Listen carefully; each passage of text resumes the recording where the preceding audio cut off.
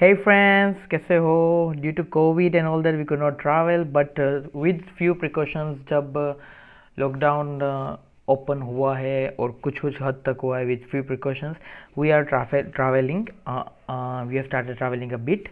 और हम लेके आए हैं कोटना बीच, जो कि गुजरात में है, बड़ौदा के पास ही है.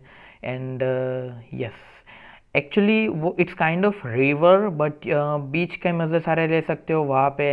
जेटस्की है और बोट राइडिंग वगैरह बहुत दो तीन चीज़ें हैं, और खाना वगैरह सब है. यू कैन टेक आपका वीकेंड, एक वीकेंड जो है वो आप वहाँ पे फील कर सकते हो पूरा. You can feel alive there. Very good place. आइए देखते हैं.